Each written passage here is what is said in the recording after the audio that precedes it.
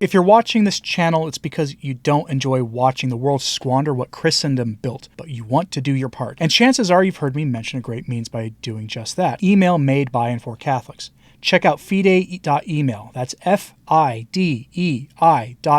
Built for Catholic individuals, families, organizations, and groups. They're private, secure, and of course, they're Catholic. And they're offering 2 months off on your first year for an annual subscription if you enter the coupon code Return to Tradition without spaces. That's the name of this channel, without spaces, at checkout. Chances are you probably remember this story.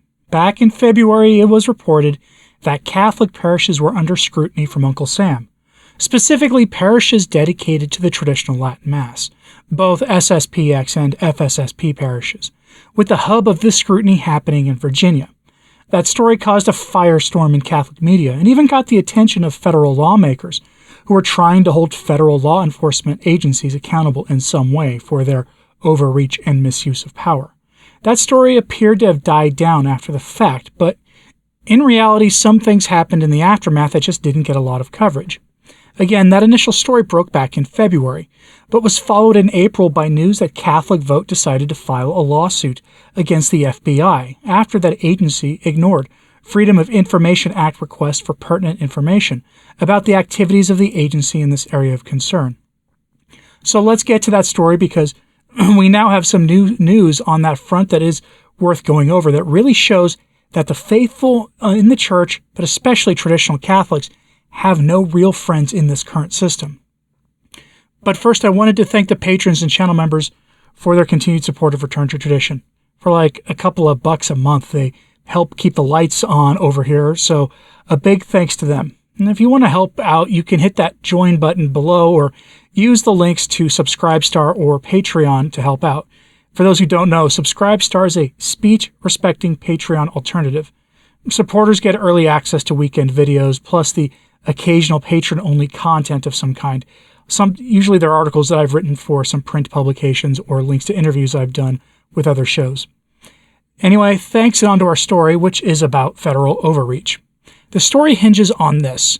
Our wonderful government decided that traditional Catholics, specifically, not just faithful Catholics in a broad sense or conservative Novus Ordo Catholics, but traditional Catholics specifically, needed to be watched by the state because our social media presence, our podcasts, our books, and the rest could be used to stir up trouble. If that makes any sense to you, help me out because I don't understand. They claim to be worried that meanie-headed trads would use the faith as a shield to stir up trouble based on the appearance of the flesh, if you catch my meaning. But that was the excuse given. After that initial story broke, several Catholics from the groups you'd expect actually applauded the FBI for this. And some you wouldn't expect too. Some trad-adjacent journalists said they'd be happy to turn trads into the state for possible infractions. That event back in February really let us know how bad things had gotten in the church and how even among seemingly traditional friendly outlets, there were sort of, adversaries in the midst. Then the story basically went away in the news of Francis's various overreaches and Episcopal heresies and the rest of it. But in April, Catholic Vote filed a Freedom of Information Act request to get more information from the government about what they were doing. So here's the story from that time. Headline: Catholic Vote sues FBI for information on its targeting of American Catholics. That story was issued on April 27th, which for longtime viewers of Return to Tradition, you will remember that was when I was having a very hard time doing any reporting due to a tornado having wreaked havoc in my town, which might be why I missed this story at the time. I had very limited internet. Mea culpa, folks. Anyway, yes, this Catholic organization took matters into its own hands in an entirely legal way and tried to get answers. Here's the critical information from that article at that time. Quote, "This week's lawsuit, which demands information the agencies are required to provide to the public upon request under the Freedom of Information Act, comes amid increased public scrutiny of the administration's treatment of Catholics. Critics say that the federal government has selectively applied the law to discriminate against Catholics, especially in the wake of the Supreme Court's overturning of a certain infamous decision last year."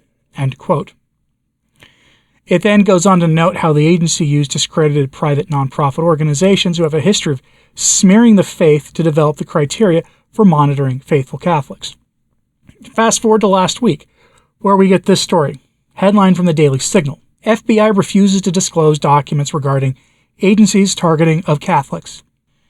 It's worth noting here that the Freedom of Information Act requests aren't exactly a foolproof way of getting information from the government.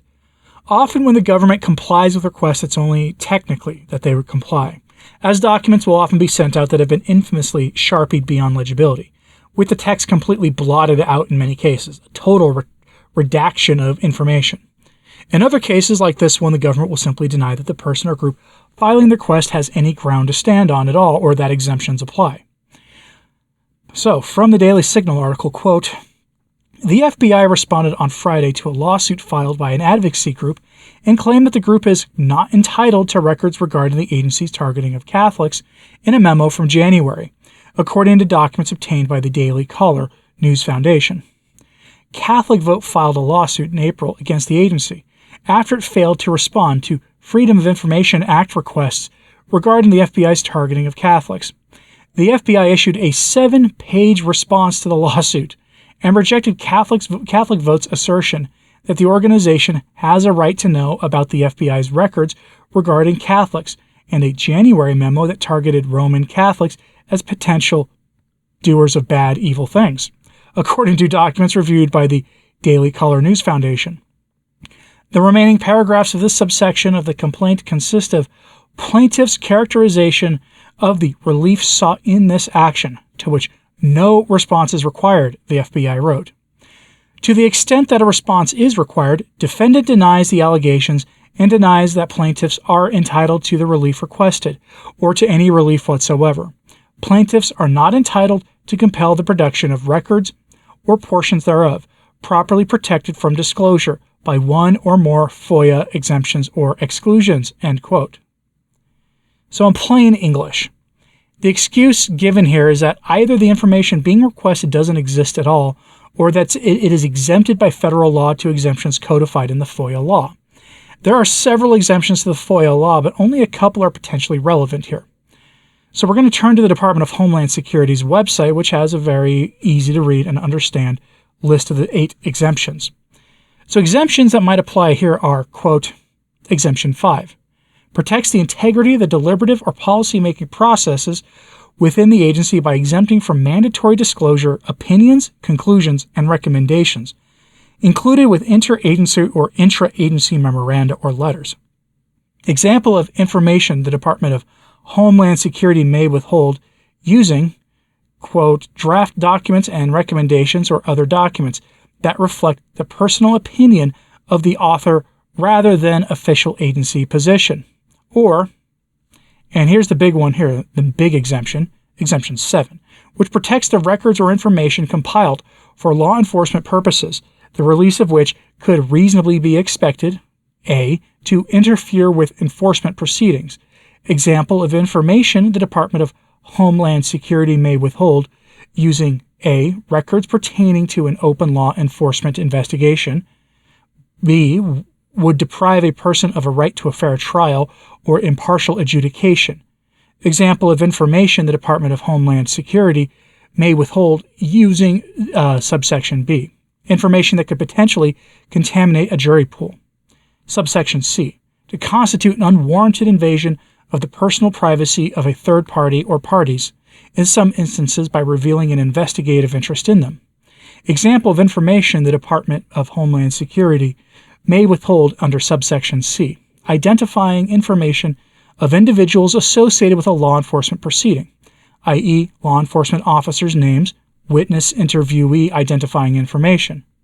Subsection D, to disclose the identity or identities of confidential sources. Example of information the Department of Homeland Security may withhold using subsection D, identifying information of confidential informants.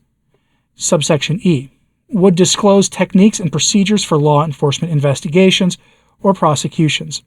Example of information the Department of Homeland Security may withhold using subsection E, law enforcement manuals, records pertaining to watch lists, end quote.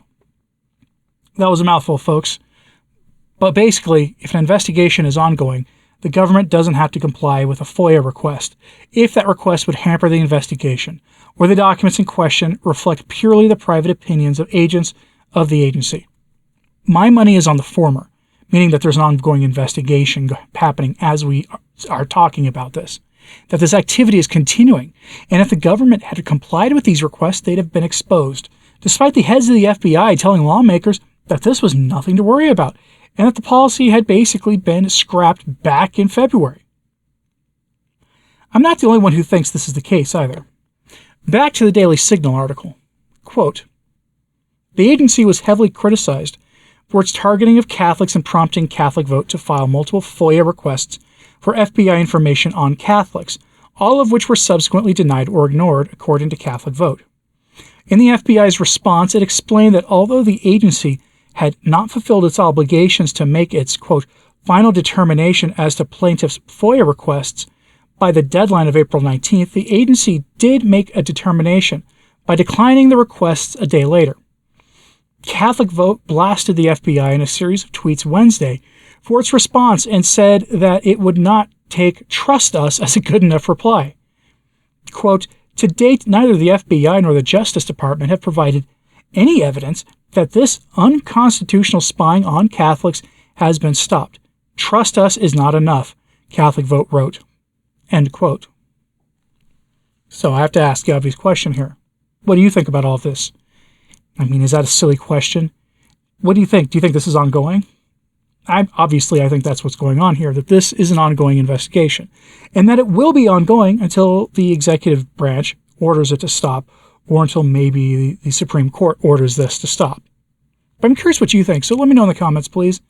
Like and subscribe if you haven't. It does help. So does sharing this on social media. That helps a lot, too. As always, pray for the church. I'm Anthony Stine. Ave Maria.